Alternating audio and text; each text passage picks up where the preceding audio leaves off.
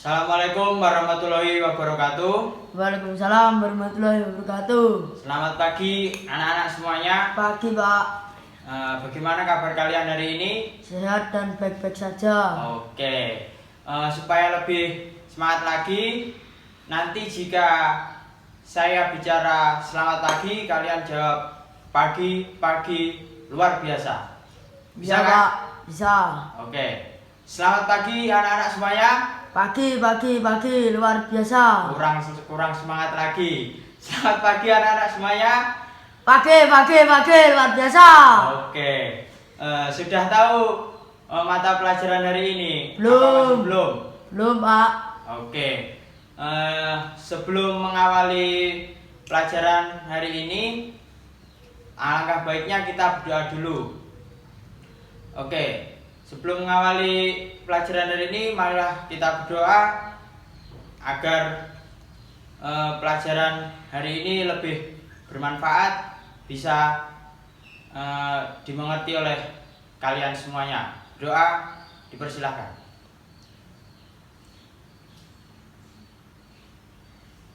Oke, doa selesai. Di sini saya akan menjelaskan tentang mata pelajaran perkantoran. Kalian semua di sini sudah pernah dengar, pernah melihat, pernah tahulah kata istilah kantor perkantoran? Belum. Oke. Kalau begitu langsung saja kita ke materi. Ya, Yang Pak. pertama itu pengertian otomatisasi perkantoran. Tidurnya nggak pernah.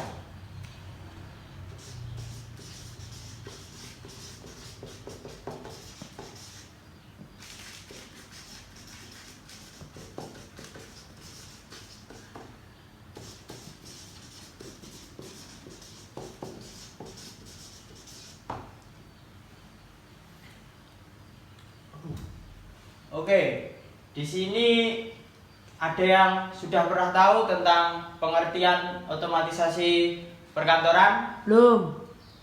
Baik, kalau begitu otomatisasi menurut kamus itu berarti penggantian tenaga manusia dengan tenaga mesin secara otomatis melakukan dan mengatur pekerjaan sehingga tidak memerlukan lagi pengawasan. Jadi sebuah tenaga manusia itu bisa digantikan dengan tenaga mesin. Otomatisasi perkantoran sendiri adalah penggunaan dalam peralatan elektronik dengan tujuan untuk memudahkan komunikasi formal atau komunikasi resmi dan komunikasi informal ataupun tidak resmi, terutama berkaitan antara informasi dengan orang-orang yang ada di dalam dan di luar perusahaan untuk meningkatkan produktivitas. Contoh peralatan elektronik di sini itu meliputi laser pointer, layar proyektor, LED proyektor, mesin absensi, mesin fotokopi, mesin hitung uang, dan semacamnya. Kemudian di sini juga didukung oleh aplikasi lainnya seperti pengolah kata atau word processing, surat elektronik atau email, pesan suara atau voicemail, kalender elektronik, konferensi audio, konferensi video, konferensi komputer, videotek, dan desktop publishing. Oke, sampai di sini masih mengerti kan? Mengerti, Pak. Oke. Lanjut sistem otomatisasi perkantoran. Sistem otomatisasi didefinisikan sebagai sistem informasi berbasis telekomunikasi yang mengumpulkan, memproses, menyimpan, mendistribusikan, seperti pesan, dokumen, terus dan komunikasi elektronik lainnya antar individu, kelompok kerja maupun organisasi. Otomatisasi perkantoran terdiri atas semua sistem elektronik formal dan juga informal. Apa informal tadi? Itu informasi elektronik, sistem elektronik resmi dan juga tidak resmi. Terutama sistem elektronik yang berkaitan dengan komunikasi tentang informasi dari orang yang berada di dalam atau di luar perusahaan. Otomatisasi sendiri dimulai dari pabrik dan menyebar ke kantor dalam bentuk otomatisasi kantor atau otomatisasi perkantoran. Pada mulanya, otomatisasi perkantoran ditargetkan pada pekerja kesekretariatan dan pegawai tata usaha. Tetapi kemampuannya untuk memberikan fasilitas baik komunikasi formal maupun informal dengan orang baik di dalam maupun di luar perusahaan. Ditambah para manajer serta para profesional sebagai para pemakai. Para pemakai menggunakan otomatisasi perkantoran untuk meningkatkan produktivitas mereka. Oke, asal otomatisasi kantor sendiri dapat ditelusuri balik pada awal tahun 1960-an ketika IBM mengumpulkan istilah word processing atau pengolah kata untuk menggambarkan aktivitas divisi pengetikan elektriknya. Istilah tersebut menyatakan konsep di mana aktivitas kantor yang fokusnya di sekitar pemrosesan kata. Tujuannya untuk menggambarkan perhatian yang sama ke produk kantor yang dicurahkan pada komputer dan pengolah data. Masih mengerti ya sampai di sini? Masih, Pak. Oke, nanti kalau tidak mengerti bisa ditanyakan, tapi nanti ada sesi pertanyaannya sendiri. Ya, Pak. Oke, dilanjut. Ketika kita mendengarkan istilah otomatisasi kantor, mudah untuk menganggap orang berkomunikasi di dalam suatu kantor tunggal. Pandangan terbatas ini tidak lagi diterapkan. Sistem otomatisasi kantor masa kini menyediakan komunikasi tidak hanya di antara orang dalam suatu perusahaan, tapi juga di antara orang tersebut dan orang lainnya dalam lingkungan perusahaan lain. Penggunaan otomatisasi kantor sendiri digunakan oleh semua orang yang bekerja di kantor secara esensial pada 4 kategori, yaitu manajer, para profesional, sekretaris, dan pegawai tata usaha. Oke, untuk poin yang kedua, di sini saya akan menjelaskan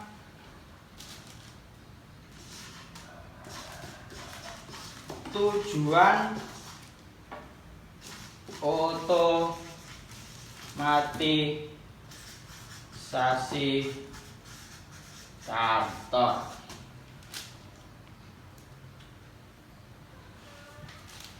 Oke, mungkin anak-anak di sini sudah ada yang mengerti atau masih juga belum? Belum.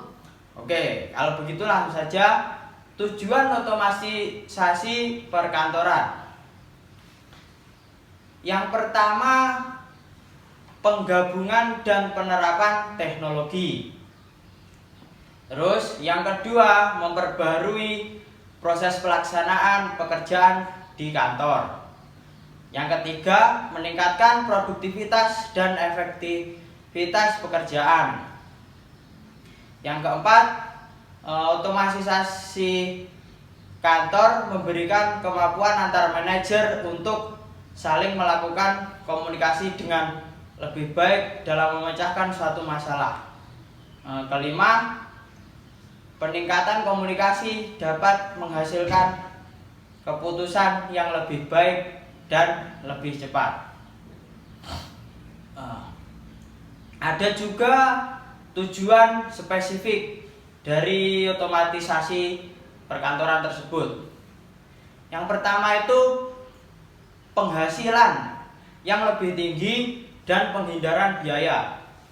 Kedua, komputer tidak menggantikan pekerjaan, namun komputer menunda penambahan pegawai yang dibutuhkan. Terus yang ketiga, pemecahan masalah kelompok atau tim. Keempat, dapat digunakan sebagai pelengkap bukan pengganti. Yang kelima, sebagai salah satu cara untuk komunikasi bisnis. Namun otomatisasi kantor tidak akan bisa untuk menggantikan semua komunikasi seperti interpersonal tradisional, percakapan antar muka, percakapan telepon, pesan tertulis, pada memo atau catatan, dan semacamnya.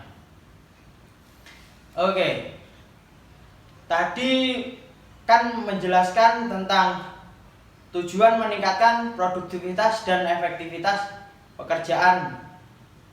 Maksud dari tujuannya itu memungkinkan pekerja kantor untuk memproses lebih banyak dokumen dengan lebih cepat dan lebih baik.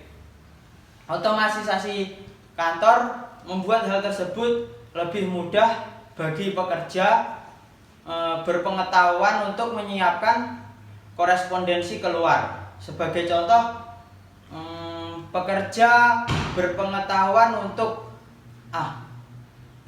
pekerja berpengetahuan atau sekretaris bisa menggunakan pengolahan kata untuk menyiapkan surat, memo, dan laporan.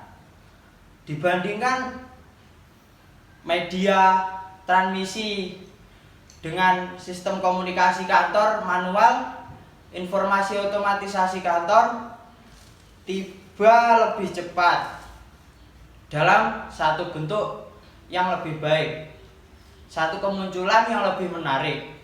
Di dalam penjumlahan informasi otomatisasi kantor berkomunikasi lebih baik dan dengan demikian menyediakan informasi lebih baik untuk pengambilan keputusan. Bingung atau masih mengerti sampai di sini? Masih mengerti, Pak. Oke. Kemudian tadi kan juga ada tujuannya penghasilan yang lebih tinggi dan penghindaran biaya. Maksudnya itu gini, seperti contoh perusahaan melihat peningkatan produktivitas pekerjaan, kesekretariatannya, dan tata usahanya dimungkinkan oleh otomatisasi kantor sebagai alat penunda penambahan lebih banyak personil. Jadi laba atau keuntungan perusahaan jauh lebih besar untuk aplikasi pemecahan masalah dibandingkan untuk aplikasi kesekretariatan dan tata usaha. Ada juga tadi seperti sebagai pelengkap bukan pengganti. Otomatisasi kantor tidak akan menggantikan semua komunikasi tradisional antar pribadi, percakapan, terus percakapan telepon, percakapan memo, dan semacamnya. Otomatisasi kantor harus mempunyai tujuan untuk melengkapi komunikasi tradisional. Kombinasi otomatisasi kantor dan media tradisional menyediakan manajer dengan kemampuan komunikasi yang paling kuat. Oke, sudah mengerti atau belum? Sudah, Pak. Oke, kalau kalian semuanya sudah, jadi kan tidak ada yang ditanyakan. Ya. Jadi kalau begitu, saya yang akan bertanya untuk kali ini. Nanti saya beri waktu 1-2 menit. Yang bisa langsung jawab, tunjuk tangan, nanti saya kasih nilai plus. Ya. Oke, menurut kalian setujukah jika otomatisasi perkantoran diterapkan di setiap perusahaan maupun kantor? Jika kalian setuju, berikan alasannya, dan jika tidak, juga berikan alasannya. Oke, saya beri waktu mulai dari sekarang. Saya, Pak. Oke, ya Mas Nanda, silahkan untuk menjawab pertanyaannya. Menurut saya setuju karena dapat 1. Menjelaskan pekerjaan kantor dengan lebih cepat. 2. Mengurangi kebutuhan akan staf dalam jumlah besar. 3. Memerlukan sedikit tempat untuk menyimpan data. 4. Beberapa orang dapat memperbarui data secara bersamaan dalam hal perubahan jadwal. Oke, cukup bagus jawaban dari Mas Nanda. Ya betul. Kalau dalam sistem otomatisasi kantor ini sendiri, secara sederhana, otomatisasi perkantoran sebuah penggunaan sistem informasi yang dapat mendorong komunikasi formal maupun informal untuk meningkatkan produktivitas maupun efektivitas kantor, perusahaan. Dengan perkembangan teknologi era otomatisasi, untuk komputer menjadi sangat populer. Pada dasarnya diartikan sebagai sistem informasi berbasis teknologi komunikasi. Oke, kalau begitu, untuk benar ini tidak ada yang ditanyakan lagi tentang sistem atau pengertian tujuan otomatisasi perkantoran ini. Tidak, Pak. Oke, kalau begitu sebelum mengakhiri pelajaran pada pertemuan pertama ini, saya nanti akan mengasih tugas kalian, tugas di rumah. Ya. Yang pertama itu kalian merangkum semua hasil mata pelajaran kali ini dan dikumpulkan minggu depan, setelah ketemu saya. Ya, Pak. Bisa mengerti? Bisa. Oke. Kalau begitu, untuk mengakhiri pertemuan kali ini, apabila saya ada kurang lebihnya, saya mohon maaf. Wassalamualaikum warahmatullahi wabarakatuh. Waalaikumsalam.